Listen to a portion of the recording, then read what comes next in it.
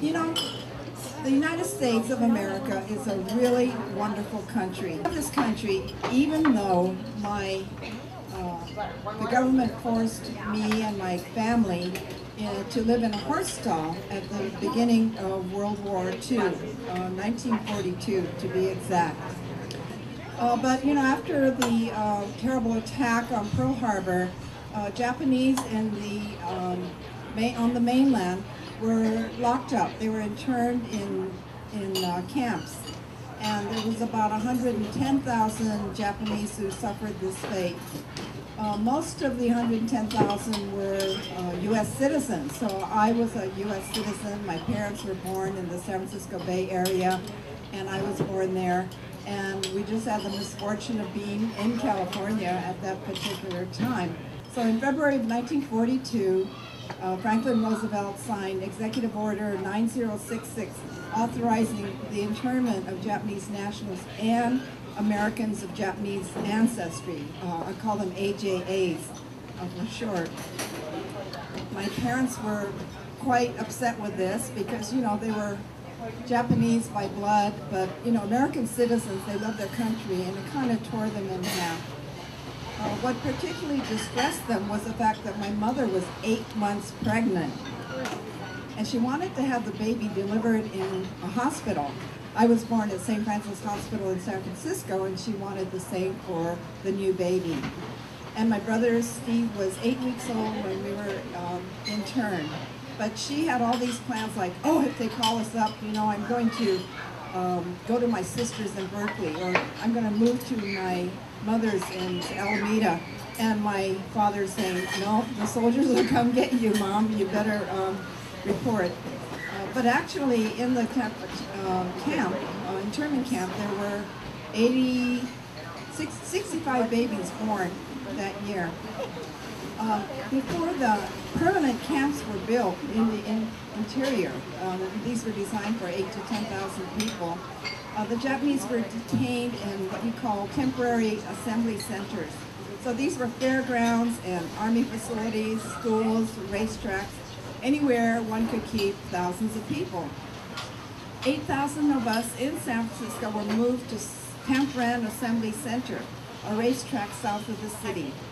My parents and my grandparents and my 8-week-old brother were forced to leave home with only what we could carry. And if you remember those days, we had glass bottles, sterilizers, and cloth diapers. So I don't know how they managed, but they did. So 6 of us occupied one horse stall that had been hastily whitewashed before our arrival. And I won't go into all the details, but suffice it to say, whenever it got warm, we were reminded that horses had occupied the place before we did. My mom tells me that we were forever in line for breakfast, lunch, dinner, for the outhouse, for immunization shots, for mail, etc. Then there's a story of my father waking up every morning at 2 a.m. and to cross the racetrack, and it's fairly close to the ocean. It would be cold and foggy, windy, and he'd try and warm up the baby's bottle, but by the time it came back, it was cold. The War Authority allowed AJs to leave the assembly center for the interior of the U.S. if they were able to get jobs. They treated us fairly well, and for this I'm very grateful, and you know, for this I thank Uncle Sam for this. Many of us were very happy to move out. Some left to work on farms or factories, and my cousin's family spent the war years digging up potatoes in Idaho. My father was college educated and he was bilingual, so he found employment teaching Japanese language at the Naval Language School at the University of Colorado. We were able to leave for Boulder after a few months. My grandparents stayed at the temporary center until they were moved to a permanent camp built in the desert in Topaz, Utah. Our family was very happy to live out the war in a college town far from the war, where the suffering really must have been terrible. My father loved teaching, and he was very happy to serve his country, training interrogators and intelligence agents. He was impressed with his students who were Phi Beta Kappas from the Ivy League. Two of the students were Judge Sam King and his wife Ann, who were both in the Navy. So I was very grateful. My father was very grateful for being able to live out the war in a college town. So, thank you to the government. Thank you, Uncle Sam. After this ordeal, you must be wondering why the U.S. is, to me, a great country. And it was more the events after the war that made up for the difficult times. In 1946, we returned to San Francisco, and my father, facing prejudice, had difficulty finding a job. However, Occidental Life Insurance Company had experienced a good working relationship with the AJAs here in Hawaii in the pre-war period.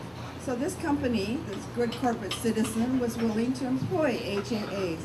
So thank you, Uncle Sam. My dad got a job. Later, Dad got a real estate license, and as AJAs started filtering back to the West Coast and getting back to work, they needed housing and insurance. By the 50s, AJAs were back on their feet, and some were even prospering. True, many had lost their businesses, farms, family heirlooms, and homes during the war, but most bounced back nicely.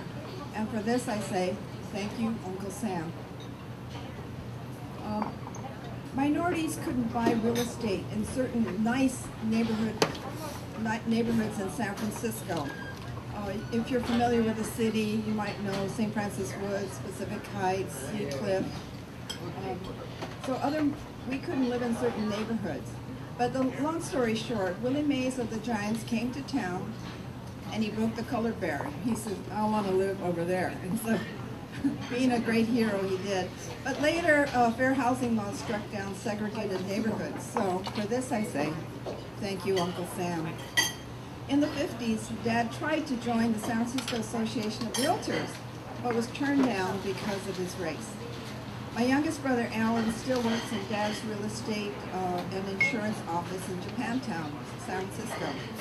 Around 1991, Alan was elected president of the San Francisco Association of Realtors, and he was just happened to mention to some board members that Dad had been refused membership.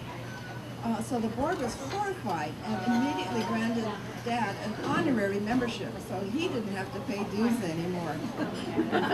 He was probably 80 and not very active, but for that, thank you, Uncle Sam. In 1957, when I went to college at UC Berkeley, I was not able to pledge sororities. There was a Jewish sorority, there was a Catholic sorority, and all the rest.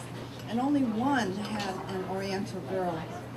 A University of California State Dormitory had a quota of 5 Oriental girls, and each year we could count them on one hand. Later, the civil rights law evened the playing field for minorities, so I say, thank you, Uncle Sam.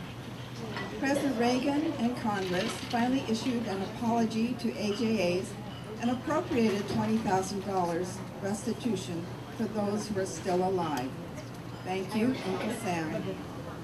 When I was first sworn into office, I thought how far I had come from 1942 when I lived in a horse stall, and decided that although the U.S. did end injustice to AJAs, it was remarkable to see how far we had come and the improvement I had seen over the decades.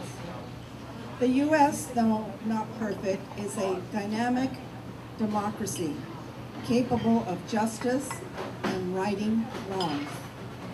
For giving me a chance, I can only say thank you, Uncle Sam.